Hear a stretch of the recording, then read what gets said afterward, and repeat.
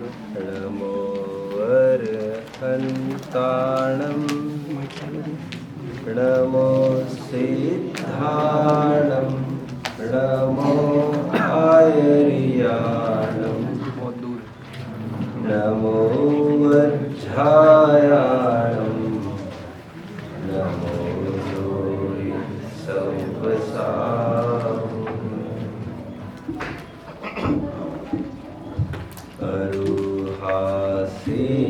अरुहासिद्धयरिया उज्झाया साहु पंच परमेठी ते विहु चिट्ठिया दे तम्हा आदाहु में शरणम।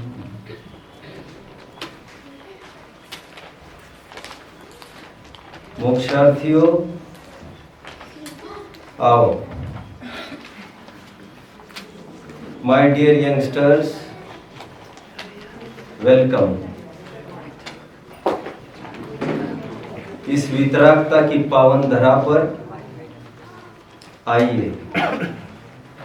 Welcome on the platform of peace and solace। Today we are here to extract the essence from the ancient scriptures written by our rishis and munis।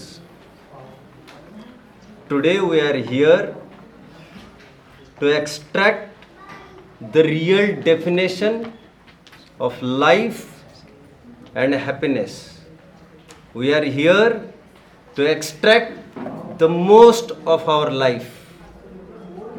इस आयोजन के बहाने हम कोशिश करेंगे हमारे आचार्य महर्षियों ने जो प्राचीन ग्रंथ लिखे रचे हैं उसका हार्द क्या है, what is the जेस्ट।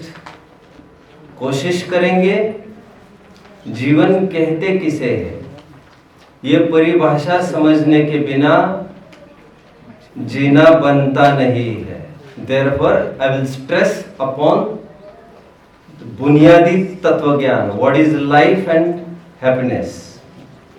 To start with, let us start with a marvelous gatha of Samaysar 150।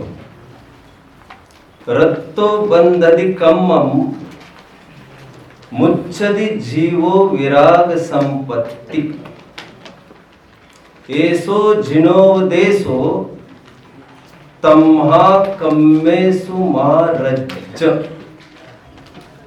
रागी बंधेगा, वीतरागी मुक्त होगा, रागी मरेगा, वीतरागी तिरेगा।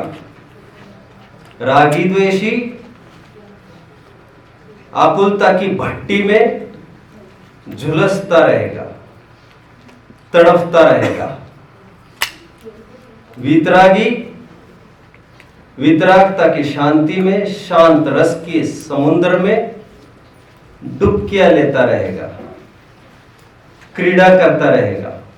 यह सिंपल जिस्ट हमारे जैन शासन का है, इसलिए एक ही बॉटम लाइन है, वितरागी बनो। जैसे भगवान है हो मेरी ऐसी दशा जैसी तुम धारी। और बहुत छोटी कहानी सबको ही पता हो गया आई थिंक, इससे छोटी कहानी तो आपको कहीं नहीं मिलेगी। शिवभूति मुनिराज को तो कुछ भी नहीं आता था। Shivbhuti Muniraj is one of the characters in our Jain scriptures who didn't know anything.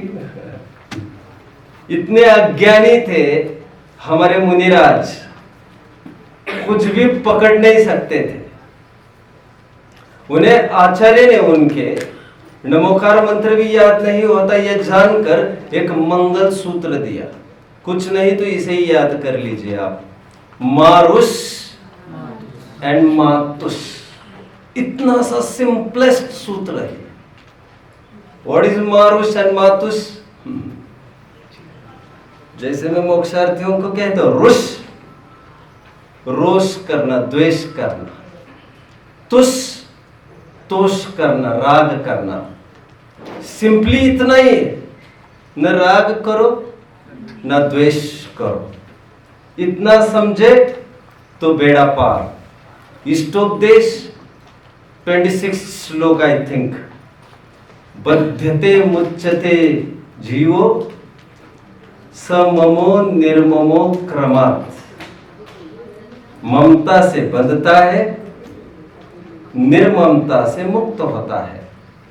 बध्यते मुच्यते जीवो सममो निर्ममो क्रमात् तस्मात् सर्व प्रयत्नेन निर्ममत्वम विचिंतयेत। इसलिए पूरा जोर लगाकर, जितना पोटेंशियल है उसे लगाकर कोशिश एक ही चीज की करिए, ममता का त्याग करिए। ये तो सारे काफी ग्रंथाधार मैंने दे दिए। अभी जो इन ट्विस्ट्स में उलझना नहीं चाहते हैं, जो समझते दिस इज अ ग्लिच, यानी इस आगमिक आधार को हम कहाँ समझ सकते हैं, इस सिंपल उदाहरण से I will try to explain that. Before starting my subject I am beating about the bush. मैं थोड़े इर्द गिर्द में घूम रहा हूँ, फिर मैं चढ़ाई प्रारंभ करूंगा। एक उदाहरण, let's start with an example. आग जलते हुई देखी होगी, एंड विदाउट ईंधन इट्स इम्पॉसिबल। ईंधन घी हो सकता है, तेल हो सकता है, कुछ भी हो सकता है। नीतिकार ये कहते हैं, निस्नेहो याति निर्वाणम स्नेहो नर्थस्य कारणम। स्नेह स्निग्धता के स्थान पर है, तेल घी के स्थान पर है। तेल घी डालते जाइए, स्नेहो नर्थस्य कारणम। यह स्नेह के दो अर्थ है, माइंड वेल। स्नेह मतलब ईंधन, घी, एंड स्नेह मतलब एक अटैचमेंट। जहां पर आप एक घी डालेंगे, आग धधकती रहेगी। आप घी का सप्लाई, आप घी का इनफ्लो खत्म कर दीजिए, थोड़े टाइम में वो जोत will get extinguished. That is called निर्वाण। निस्नेहो याति निर्वाणम स्नेहो नर्थस्य कारणम। हमारे ग्रंथ में सर्वत्र एक ही बात है, इतना आप समझो तो काम हो जाएगा। राग द्वेष दुख के कारण, वितराग भाव सुख का कारण। One more thing to stress upon. लोक में वैसे राग मतलब जनरली आगम की भाषा में, थोड़े पढ़े लिखे होंगे तो नहीं समझ में आता है तो घबराने की जरूरत नहीं है ज्यादा, मैं सिंप्लीफाई भी करूंगा इसे। आगम में, हमारे मूल ग्रंथों में, राग इज अटैचमेंट, द्वेष इज एवर्जन, डिटैचमेंट। द्वेष लाइक एंड डिसलाइक। बट हमारे आध्यात्मिक ग्रंथ में ऐसी परिभाषाएं नहीं है। अद्भुत परिभाषा हमारे आध्यात्म ग्रंथ में है, जो क्लाइमैक्स है। क्या है वो परिभाषा?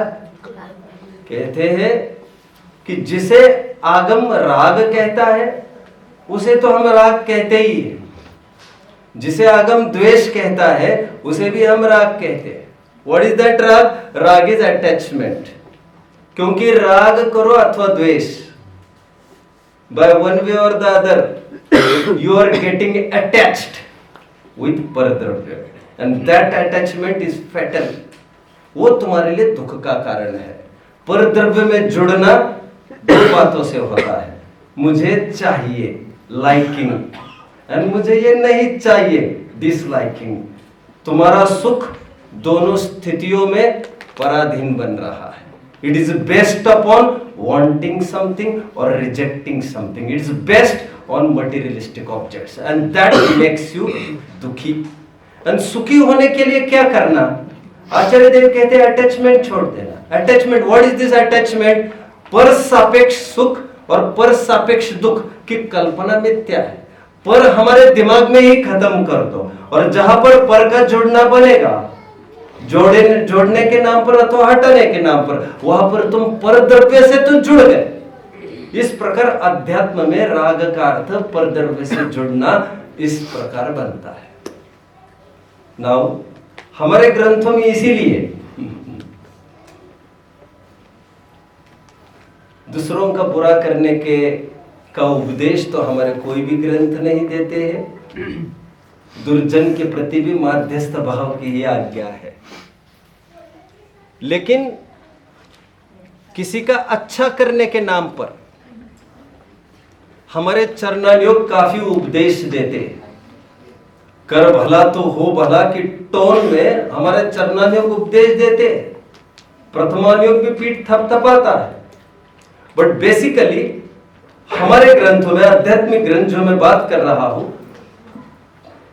वो पुण्य भाव, दूसरों का अच्छा करने का भाव भी हमारे यहां अपराध माना गया है। वो कैसे, मैं साइंटिफिकली थोड़ा से प्रूव करके मेरे विषय की ओर मुझे बाद में बढ़ूंगा। मैं इंट्रोड्यूस करा रहा हूं what is Jainism first. Basically Jainism ये कहता है कि द्वेष तो है लेकिन राग भी है। राग गेटिंग नाउ, लाइकिंग अथवा पुण्य भाव, दूसरों का अच्छा करना। तो कहते हैं जिस प्रकार दूसरों का बुरा करना बुरा है, लेकिन दूसरों का अच्छा करने का भाव, अच्छा करना और बुरा करना तो सैद्धांतिक रूप से तो बात ही नहीं है। दूसरों का बुरा करेंगे तो अच्छा होगा कि नहीं? अरे भाई, दूसरों का बुरा करने के भाव की बात कर रहा हूं मैं। दूसरों का बुरा करने का तो सवाल ही खड़ा नहीं, दूसरों का अच्छा करने का सवाल ही खड़ा नहीं है। इसलिए हमारे पुरुषार्थ सिद्धि उपाय ग्रंथ में शुभोपयोगोयम अपराध, शुभोपयोग को अपराध कहा। दूसरों से जुड़ना ही अपराध है हमारे ग्रंथ में। एग्जाम्पल जो मैं हमेशा देता हूं, कल्पना करिए आपको ये लग रहा होगा कोई गिर रहा था, हमने दौड़ के गए और उसे गिरने से बचाया। चलिए पहला उदाहरण ये ले लीजिए, कोई जा रहा था, हमने उसे धक्का दिया, धक्का देने का भाव किया। तो ये तो दुनिया कहती दिस इज अनफेयर, ऐसा तो नहीं करना चाहिए तुम्हें, पाप बंधेगा, खराब है। बट दूसरी बात ले लीजिए, कोई गिरने को था और हमने उसे दौड़ते गए और बचाने की कोशिश की। चरणायोग पीठ थपथपाएगा, नाइस। अध्यात्म कहेगा डोंट पोक, समझ में आता है? Don't interfere, don't interrupt, do your business, mind your own business. वो ये कहते दूसरों में हस्तक्षेप नहीं, let the things go as they are going and destined to go. जैसे वस्तुओं का होना तय है, जैसे वस्तु होना चाहती है, वैसे उसका होने दो। अरे ऐसे कैसे देख सकते हैं? एक एग्जाम्पल से मैं वर्क करूंगा। दूसरों को बचाना कैसे लगता है विराज? अच्छा लगता है, गुड। दूसरों को बचाना कैसे लगता है? हमारे मॉरल साइंस यही सिखाते हैं, हमारा सिविक्स कम्युनिटी लिविंग यही सिखाता है हमारे स्कूल में। मॉरल एजुकेशन इसी के आधार पर खड़ा है, that is for community living, and community उसके बिना होती नहीं है। सिम्बायोटिक अरेंजमेंट है, एक दूसरों के सहारे के बिना काम होता ही नहीं है। परस्पर उपग्रह जीवानाम, ऐसा चरणायोग कहता है। बट नाउ मुझे याद आता है, एक आदमी की याद आ रही है, उसने ठान ली मुझे दोनों जन को बचाना है। ये दोनों कौन थे? ये दोनों वे हैं जो मरने वाले हैं यार। अब ऊपर से कैसा काम है ये? अच्छा है ना काम? जान बचाना कोई खराब काम थोड़ी हुआ करता है। बट ये सीन है एक सेंट्रल जेल का, and these two prisoners, these two culprits, इन दोनों अपराधियों को they are suppose to be hanged today. And जैसे उनकी हियरिंग आदि के बहाने वो बाहर आए, एंड पूरी पुलिस गश्त के बीच में किसी ने अपने जान पर खेलकर उन्हें दोनों को बचा दिया, अपराधियों को। अब क्या एक्सपेक्ट करते उसके साथ क्या सलूक किया जाए, जिसने बचाया है अपराधियों को, क्या सलूक किया जाना चाहिए? मैंने कॉमन प्रश्न पहले पूछा था आपको कि एक आदमी चाहता है दोनों को बचाना जो आज मरने वाले हैं, ये तो बाद में आपको पता चले वे अपराधी है तो आपका तुरंत उत्तर के angle, you change your stance, तुरंत आपको लगा नहीं वे अपराधी और सजा मिलना ही उनके साथ में आए हैं, बल्कि one more thing should be done now, what? Hang the third person also. Interruption कानून में जो चल रहा है यहाँ पर, अब उसमें दखल अंदाजी मत दीजिए। हमने घंटों नहीं, महीनों नहीं, सालों माथा मार मार के we have come to this conclusion and we close this file. अब फिर से उसके पन्ने पलटने की कोशिश मत करिए, खत्म हो गया केस। वो कर्म बंदा है और उदय में आता है। नाउ अध्यात्म क्या कहता है हमारा, जो आज गिरने वाला था उसका कर्म ऑलरेडी फेड है, पहले वो फीड किया गया है, इतने टाइम के बाद इसको इस पाप के फल में उसे ये सजा भुगतनी है, and he will have to suffer. और उसके बीच में यदि तुम आओगे बचाने के लिए, then you will also suffer, then be a partner in suffering. बीच में दखलंदाजी नहीं। इसलिए वस्तु स्वरूप में किसी को बचाने का भाव भी अपराध माना जाता है, क्योंकि जो व्यक्ति दुख भोग रहा है वो ऑलरेडी किए का फल भोग रहा है। स्वयं किए जो फल निश्चय ही वे देते, करया फल दे अन्य संभव नहीं है। ये बात है। एक सिंपल कंक्लूजन तक हम पहुंच गए, किस प्रकार अध्यात्म ने ये हंसते हंसते गले बात हमारे उतार दी कि दूसरों का अच्छा करने का भाव भी प्रकृति विरुद्ध है। अब मैं बुरा और अच्छे शब्दों का प्रयोग नहीं कर रहा हूं, दूसरों का अच्छा करने का भाव भी प्रकृति के विरुद्ध है। That spoils our rules and regulations. That is not just about spoiling our rules and regulations, but why are you getting disturbed unnecessarily? That is spoiling yourself also, na? You are spoiling yourself. Todarmal ji ने मोक्ष मार्ग प्रकाशक 225 again, पंडित जी कहते हैं हिंसादिवत असत्याधिक पाप बंध के कारण है, अहिंसावत सत्याधिक पुण्य बंध के कारण। ये दोनों तमहादु कुशलेहिम मराय मा पुनः हुआ संसर्गम साहीनो ही विनाशो। ये दोनों मिथ्याध्यवसाय है, अतः त्याज्य है। पंडित जी बॉटम लाइन देखिए क्या लिखते हैं, देयरफॉर अहिंसावत, हिंसादिक को भी keep it aside my dear, रख दीजिए एक तरफ।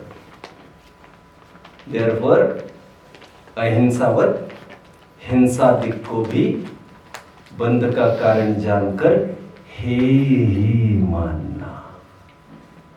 लास्ट एक रेफरेंस दूंगा, समय सार का एक प्रकरण चल रहा है, पुण्य पाप अधिकार। अधिकार तो सब अच्छे ही है, अच्छे बुरे की तो कोई बात ही नहीं, किसे कहां पर क्या जम जाए बात उसकी।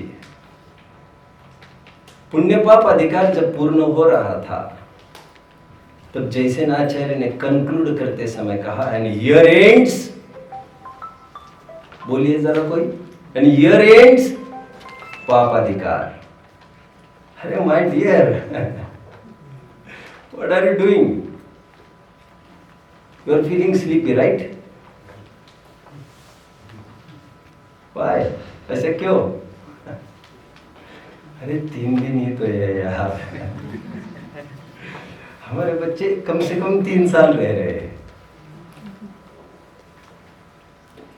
Please please please. और this may be life transforming for you. आज चलिए, ओके,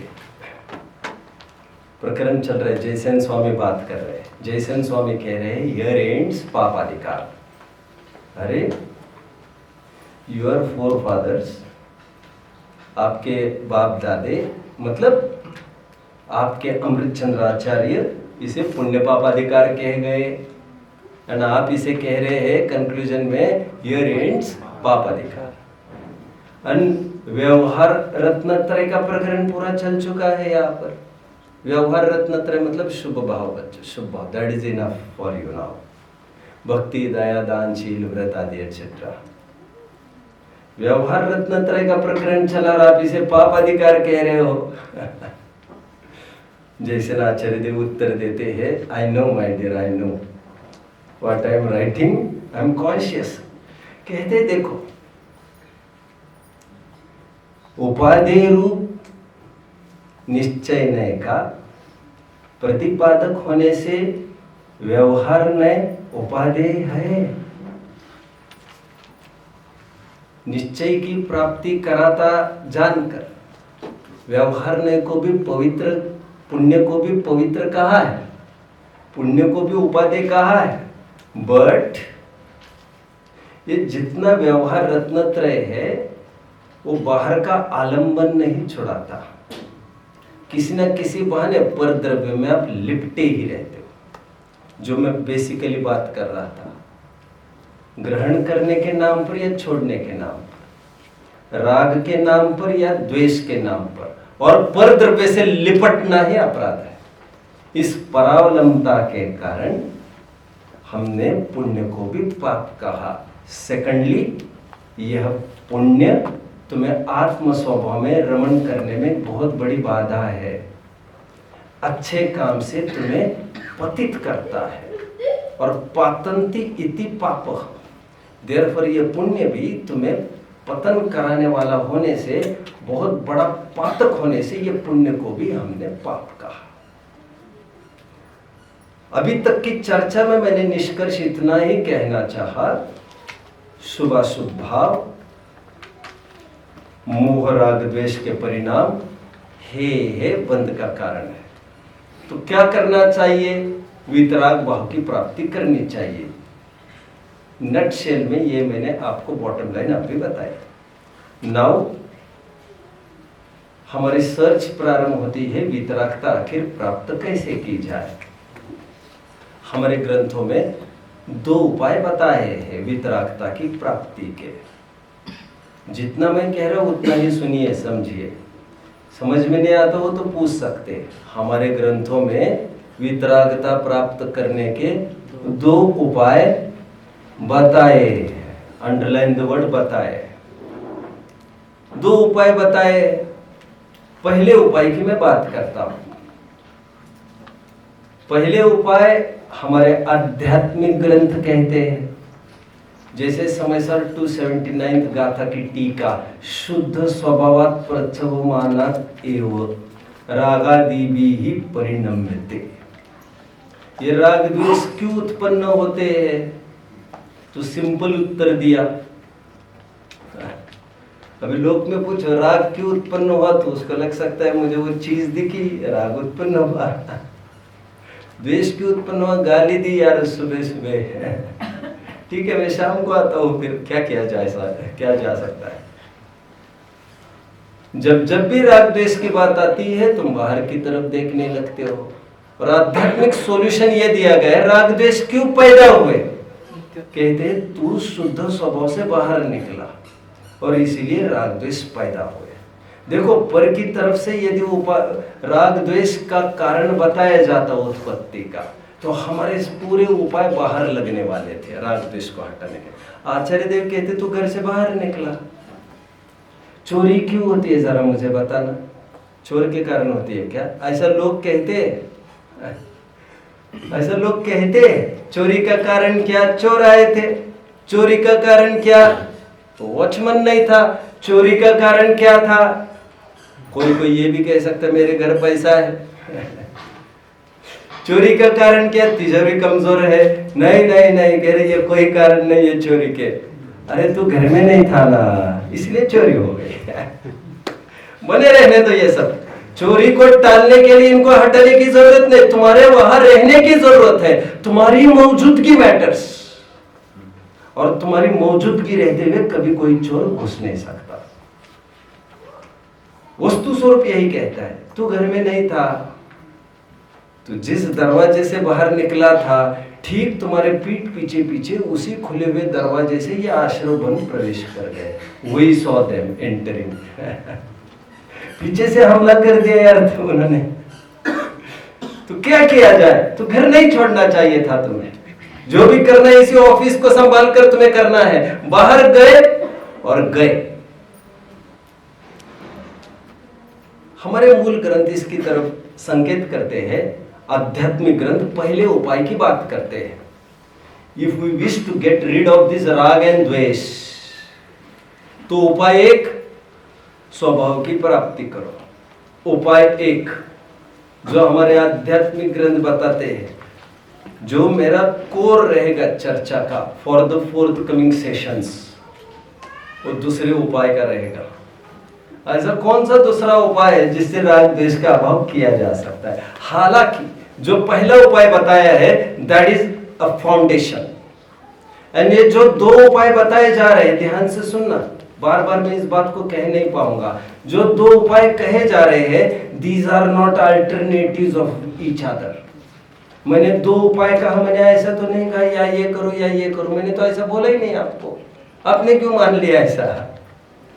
ये दो उपाय फिर क्या संकेत करते हैं? दो उपाय यह संकेत करते हैं जो एलिजिबल है अब भी, they should go for first, and those who are not eligible, those who are कमजोर, weak now, then they should try through the second उपाय, जिससे उनकी थोड़ी एलिजिबिलिटी बढ़े and they can walk forward for उपाय नंबर 1।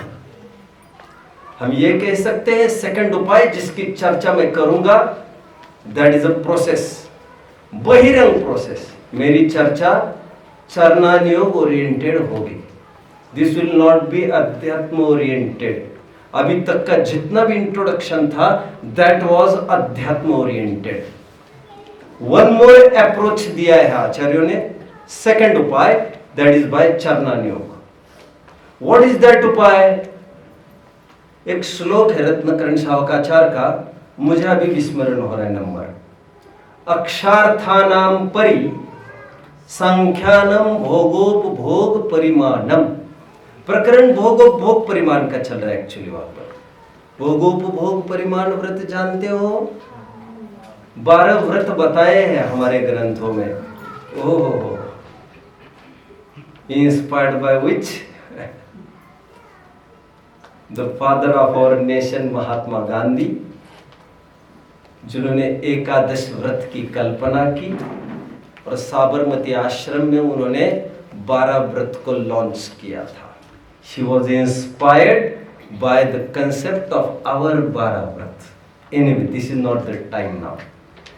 हमें पता होने चाहिए 12 व्रत, मैं पता अभी नहीं कराऊंगा, लेकिन हमारे 12 व्रतों में एक भोगोपभोग परिमाण व्रत भी बताया गया है।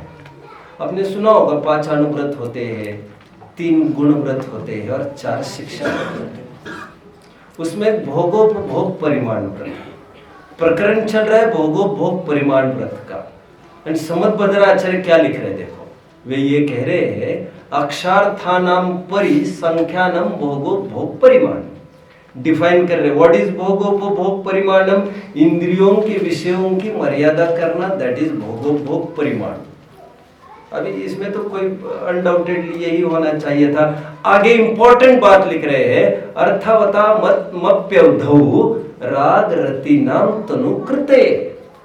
व्हाट फॉर, ये क्यों करना मर्यादा बाहर के विषयों में? आचार्य देव कहते हैं राग रति नाम तनुकृते।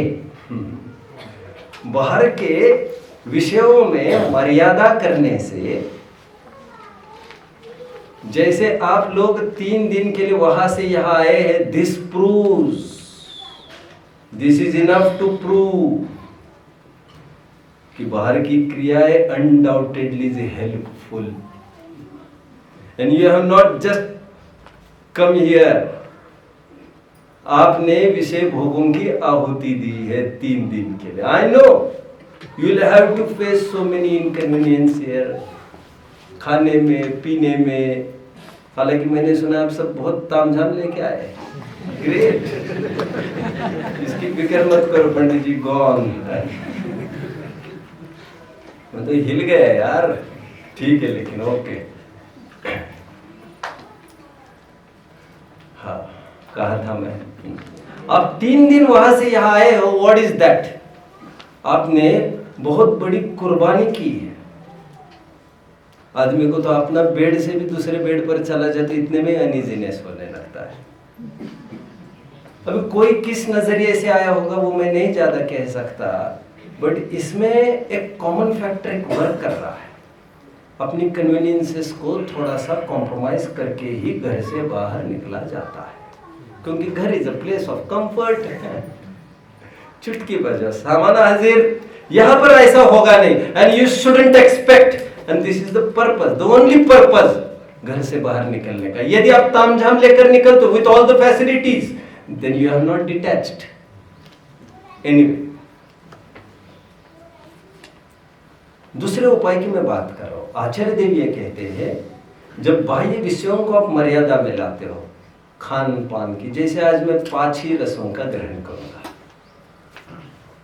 जैसे आज मैं इतने ही वस्त्र का ग्रहण करूंगा, मैं एक ही तख्त का प्रयोग करूंगा, एक ही चेयर का प्रयोग करूंगा, मैं इसी एक कमरे का प्रयोग करूंगा, एटसेट्रा एटसेट्रा, जिसका जितना भी अपना रेस्ट्रिक्शन करने की एबिलिटी है। 10 कमरे का कर, वो कोई बात नहीं, इशू। ये तो छल हो जाएगा। नहीं, टोडरमल जी कहते हैं, चांडाल ने तो मरने की कीमत पर भी इसको निभाया। प्रतिज्ञा तो प्रतिज्ञा होती है। कोई तो कौवे का मांस छोड़ा है क्या, तो तुम छोड़ने को तैयार हो क्या? तो तुम छोड़ दो फिर। क्या किया था महावीर के जीव ने, पुररवा भील ने क्या किया था बेटा? भील की परे में क्या किया था उसने? नहीं जानते हो क्या? ओके, कोई बात नहीं, आपको कोई दोष नहीं बेटा। क्या पुरुषार्थ किया था पुररवा भील ने? उसने कौवे के मांस का आजीवन त्याग किया। नो मैटर व्हाट हैपेंस, डाल दो नौका, देख लेंगे बाद में।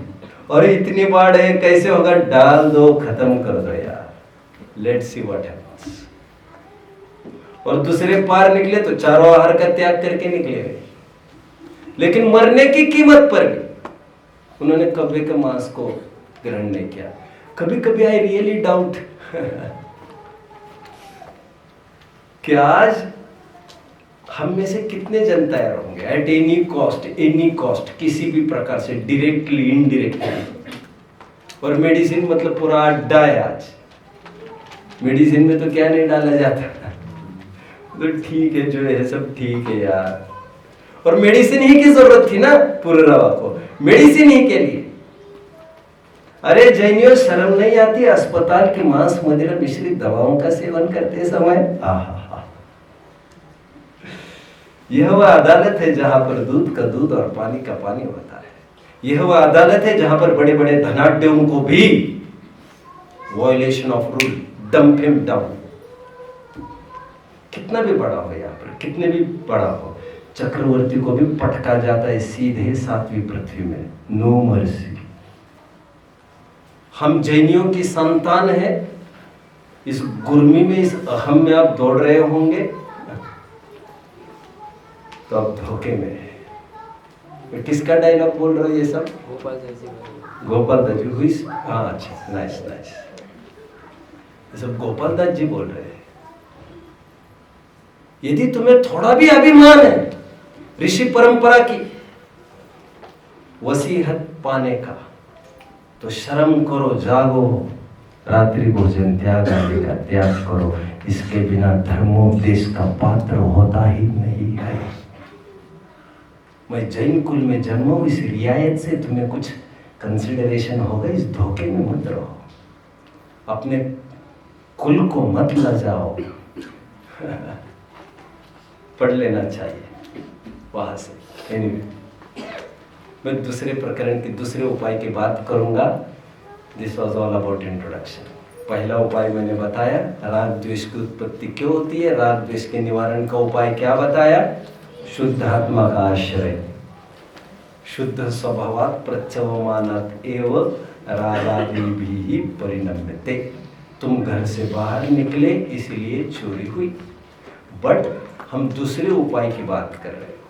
ये दूसरा उपाय फिर से कह रहा हूँ अल्टरनेटिव नहीं है, बट इट वर्क्स।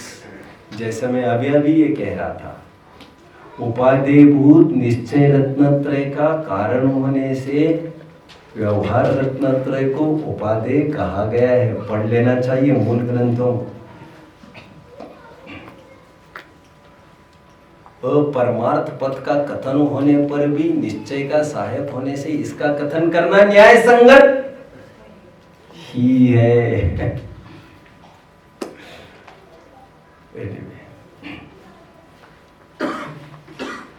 देखिए,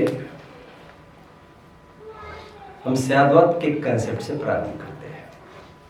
हमारे लाइफस्टाइल में हम राग द्वेष को कैसे कम कर सकते हैं, खत्म कर सकते हैं, उसकी तरफ मेरा अप्रोच है।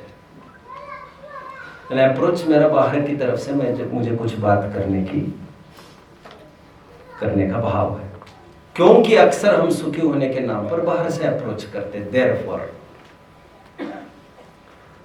देखिए, स्याद्वाद से थोड़ा समझते हैं। भोजन कितना करना चाहिए? सिंपल क्वेश्चन, भोजन कितना करना चाहिए विराज?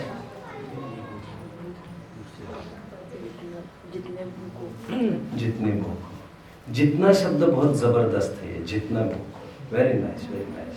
अपनी शक्ति विचार परिग्रह थोड़ा रखें। जो जितनी वाली बात है ना, अपनी शक्ति, अपनी शक्ति। यदि भोजन थोड़ा ज्यादा कर ले हम, तो व्हाट विल हैपन? प्रमाद सताएगा। यदि कम भोजन करेंगे तो क्या होगा? कमजोरी बनी रहेगी। एंड समस्या प्रमाद की हुआ तो कमजोरी को, both will lead the same fruit. आपकी एफिशिएंसी काम में तो घटेगी ही। तो हमारी निगाह में इससे कोई फर्क नहीं पड़ता तुम भोजन ज्यादा किया कि कम किया। भोजन तुम्हें जितना रिक्वायर्ड है उतना करना चाहिए। दोनों स्थिति में तुम्हें खतरा है। भोजन, घर कितना बड़ा चाहिए हमारा? कितना बड़ा चाहिए? इतना छोटा भी नहीं हो कि जिससे हमारी प्राइवेसी हैम्पर हो। राइट? तुम्हें प्राइवेसी क्यों चाहिए भाई? अरे स्वाध्याय करने के लिए, तुम भी गजब करते हो। ओके, बहुत छोटा घर हो तो प्राइवेसी हैम्पर होती है, इफेक्ट होती है कहीं ना कहीं, और उसमें हम हमारी नेचुरल एक्टिविटीज नहीं कर पाएंगे। राइट? राइट। यदि घर बड़ा हो तो क्या दिक्कत है? ज्यादा ही बड़ा हो तो क्या होगा? वहां पर भी खतरा प्राइवेसी को लेकर ही होगा। And both words you are going to lose. वहां पर अधिक प्राइवेसी मिल गई, there are more chances going astray, क्योंकि कोई रोक टोक नहीं होगी। No one will check you. यहां पर बारंबार चेक किए जा रहे थे और वहां पर no one will check you. तुम्हारी दशा तो बराबर हो जाएगी। अब तुम घर इतना बड़ा कर लोगे, छोटे घर में तो स्वाध्याय नहीं कर सकोगे। मान के चलो चिल्ला पुकार होगी, सब वही होंगे, बच्चे भी बूढ़े भी, सब नहीं, बात नहीं बनेगी। I understand. पर बहुत बड़ा घर होगा तो तुम सफाई करते करते मिट जाओगे तुम तो। तुम स्वाध्याय कब करोगे यार? मेहमान तो साल में एक आध बार आएगा, लेकिन उसकी जीव गुजरी तुम साल भर किया जा रहे हो। तुम्हें लगता है जब मेहमान आने के बाद जी उजूरी करनी पड़ती? It's not like this. Right from foundation तुमने सोचा एक कमरा मेहमान को होगा, फ्रॉम देयर यू स्टार्टेड जी उजूरी। उनके लिए अलग सा कमाना, आदि आदि, एटसेट्रा एटसेट्रा। आप देख रहे होंगे आपको लिमिट्स में रहना कितना जरूरी है। थोड़ा कम हुए तो गए। अक्सर उदाहरण दिया जाता है, जूता ज्यादा बड़ा हो तो क्या होता है? क्या होगा? आदमी गिर जाएगा। जूता ही नहीं रहेगा तुम्हारे पैर में गिरने के बाद तो। और बहुत छोटा होगा तो क्या होगा? तो भी काटता रहेगा। मुश्किलें तो दोनों तरफ से है यार। तुम्हें लगेगा ये फेंक दूं क्या उखाड़ कर इसे, लेकिन तुम्हारी सामर्थ्य ऐसी भी नहीं थी। हमारे पास धन कितना होना चाहिए, बाहर के एसेट्स कितने होने चाहिए, दैट इज द क्वेश्चन। यदि धन कम होगा तो क्या प्रॉब्लम सताएगी? प्रैक्टिकल क्या प्रॉब्लम आती है? धन कम होगा, सदा सुखदास जी कहते you need to earn money. Sada Sukhdas जी ने 5-6 पेजेस किस में खर्च किए? You need to earn money. For what? Otherwise you will feel down. Feel down is the question just of feeling. तुम्हारे पास पैसा नहीं होगा ना तो तुम पराधीन बनना चाहोगे समाज पर, या तो दीनहीन परिणाम होंगे, दे दो दे दो दे दो। वैसे दीनहीन परिणाम में तुम लौकिक जीवन ही नहीं जी पा रहे, तुम लोकोत्तर जीवन तो कितनी चौड़ी छाती वाला जीवन है, कितनी स्वाधीनता का मार्ग है। तुम्हें लौकिक भी स्वाधीनता पराधीनता का विवेक नहीं है। मैं अक्सर बताता हूँ लोगों को, लोग स्वाभिमान से भी जीना नहीं समझते, बिना इज्जत के भी मंडराते रहते, जबरदस्ती से गालियां खाते रहते, और हमारे स्वाध्यायी भी। तो मुझे कभी कभी ऐसा लगता है इन्हें लौकिक जीवन भी नहीं जीना आ रहा है, जबकि हमारे ग्रंथ किसी भी विद्या से रिक्त नहीं थे। धन कम होगा तो क्या होगा? दीनता पामरता होगी, और पराधीन सपने वो सुख नहीं। यहां पर भी लागू होगा। कोई ऐसा ही नहीं है मैं धन कमाता रहूंगा तो पराधीनता होगी, ऐसा ही नहीं है। That will make you पराधीन। एंड पैसे का घटना was not in pace, वो चढ़ता हुआ वितरागता। Therefore problem is going to create। यदि इस पेस में रहना बन जाए तुमको, घटती सामग्री में यदि वितरागता का बढ़ना का पेस यदि आपको समझ में आए, then nothing is going to matter। then फिर वो दीनता हीनता पर उतर नहीं आएगा, क्योंकि उसके पास जो मूल टूल है टू ऑपरेट, टू फेस बाह्य परिस्थितियां, he can alter all the things. होता है यहां आवाज बढ़ी तो वहां रेगुलेट करो, काम हो जाता है। यहां आवाज कम हुई वहां रेगुलेट करो तो काम हो जाता है। That is a regulator. And if we have a regulator in our hand, तो बाहर की सामग्री घटने में भी कोई बहुत बड़ी बात नहीं। सामग्री घटी, विरक्ति बढ़ाना चाहिए। बहुत अच्छा प्रकरण मैं हमेशा बताता हूं, अभी बता ही देता हूं। 11 प्रतिमाओं का प्रकरण चल रहा है, तत्वार सूत्र की टीकाओं का प्रकरण चल रहा है। 11 प्रतिमाएं जानते हो? सिवाय 11 प्रतिमाओं का शरीफ जानते हो क्या?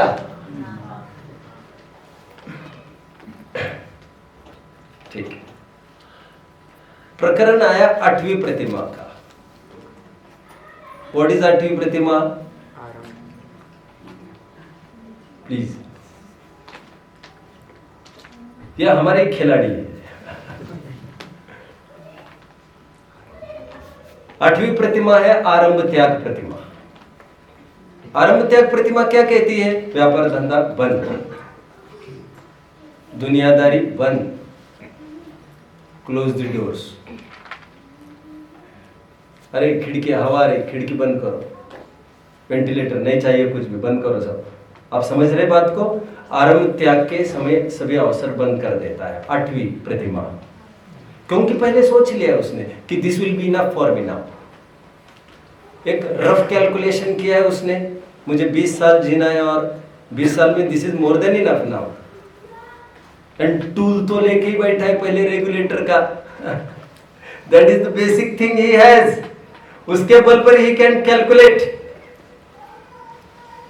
तो वो सोचता है कि अभी I have enough now, I should give up earning.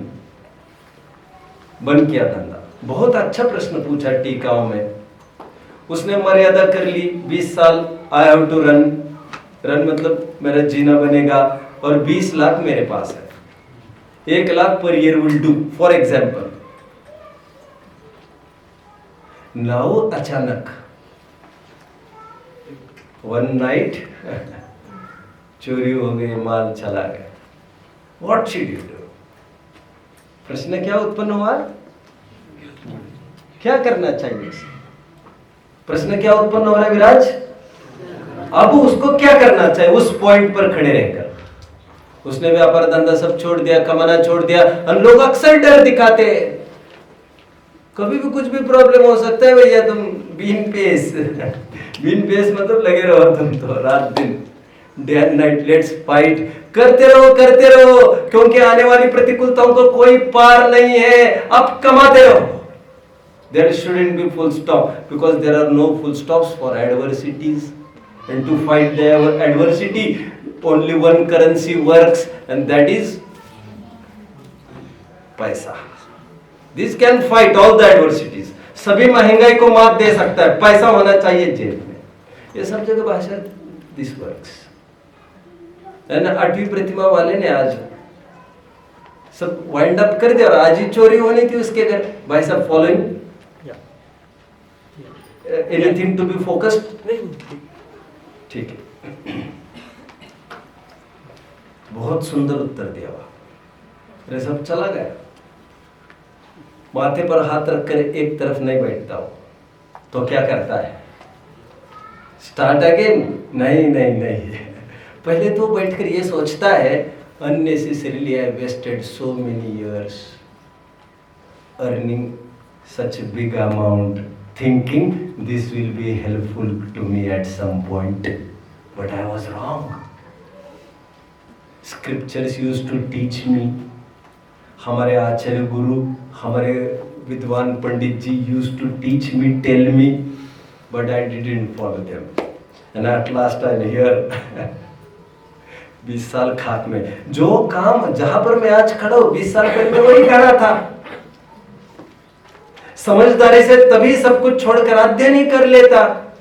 अरे आई वेस्टेड माय 20 years। मुझे ऐसा नहीं करना चाहिए था, मैंने बहुत गलत किया, आज्ञामानी होती मैंने। वो ये नहीं सोचता फिर से धंधा करके चालू करे। This is not positive thinking. बेवकूफी में दौड़ते रहना, जो डूब रहा है उसको बचाने की कोशिश करना और उसके पीछे हम भी डूब जाना, this is not positive thinking. You have been misguided, you are sadly mistaken, this is not positive thinking. अरे हम ही ने खड़ा किया था, हम ही खड़ा कर सकते, फिर से ट्राई अगेन। देखो 80वें साल में उसने क्या कर दिया, देखो 90वें साल में उसने क्या कर दिया। ये दिखा दिखा कर you are diverted always, and you are kept diverted by the so-called motivational speakers. सच्चे मोटिवेटर तो हमारे भगवान है।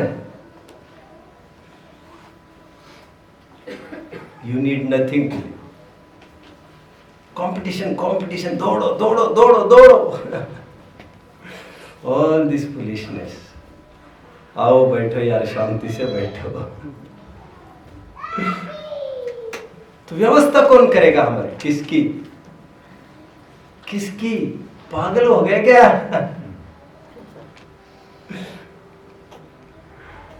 बास ही नहीं रहेगा। इसको खाएगा कौन? इसे भोगेगा कौन? इसे खर्च कौन करेगा? कौन सोएगा इस पर? कौन घूमेगा इसमें? कौन पहनेगा इसको? वो ये सोचता है। 8वीं प्रतिमा वाला अपना रेगुलेटर खोल देता है, अपना इनर टूल खोल देता है। पेस में आने के लिए I have nothing to be in pace. What should I do? One thing I can do is फिर से कमाओ, वेस्ट 20 years अगेन, और फिर रक्षा के लिए और एक वॉचमैन खड़े करो, और समस्या। अब ही कैन बी मैनेज्ड। तो वो ये सोचता है, एक काम करते हैं, 8वीं प्रतिमा में हम हैं, अब यहाँ पर रहते हुए खाना पाना तो अभी खत्म हुआ नहीं है, ना दीनता पामरता करेंगे यहाँ वहाँ हाथ फैलाकर। तो वो सोचता है I should use the other tool, और वो ऊपर चढ़ता है। 9वीं 10वीं प्रतिमा में आकर खड़ा होता है, 11वीं प्रतिमा में आकर खड़ा होता है, जूम निकल जाता है बाहर। Now I am there where I was suppose to be. देर भले ही, लेकिन मैं पहुंच गया। ये पेस में बाहर की परिस्थितियों से कैसे पेस में आ सकते हैं। और मैं जितना भी उपाय बता रहा हूं, एक्सटर्नल उपाय तो चल ही रहे हैं, बट एक्सटर्नल उपाय तभी वर्क करते हैं जो कमल का फूल तुम्हें दिख रहा है सूख ही नहीं रहा है, सूख ही नहीं रहा है, कड़ी धूप में मस्त खिला है। उसकी मस्ती और खिलने का एक ही कारण है, जड़ें उसकी दबी है अंदर। Getting, and the moment it will be uprooted, जब बाहर निकालकर उसको रख दो और एकदम ताजा दिख रहा है। जरूरी नहीं है कि उसको सूरज की धूप लगे, कोई उसका कॉन्टेक्ट लेस हो गया है। बाहर का खिला दिख रहा है, मस्ती दिख रही है फूल की, that is due to connection inside which people can't see. इतना सुपरफिशियल नहीं होता ना कोई भी बात, और इतनी फुर्सत लोगों को है नहीं अंदर झांक कर देखने को। अंदर में उसने अपनी जड़ को नहीं छोड़ा। पानी में अगेन वन मोर, इसी उदाहरण को आगे बढ़ाता हूं। पूरा पानी में बनाए रखो आप कमल को, उससे कोई फर्क नहीं पड़ेगा, वो मुरझाएगा। और आप धूप में लाओ उसको, कड़ी धूप में, फर्क नहीं पड़ेगा, वो मुरझाएगा नहीं। बात जड़ से जुड़ने से है। जो इनर टूल की मैं बात कर रहा हूं, वो इनर टूल जहां पर पेस में आने की बात कर रहा हूं, हमारा राग द्वेष घटाने की मैं बात कर रहा हूं, which is in our hands. It's time up now. I will continue with the same subjects in upcoming sessions. मैं चाहूंगा आपकी तरफ से कुछ विशेष बात हो तो आप लिख कर भी दे सकते हो, so that I can focus. Om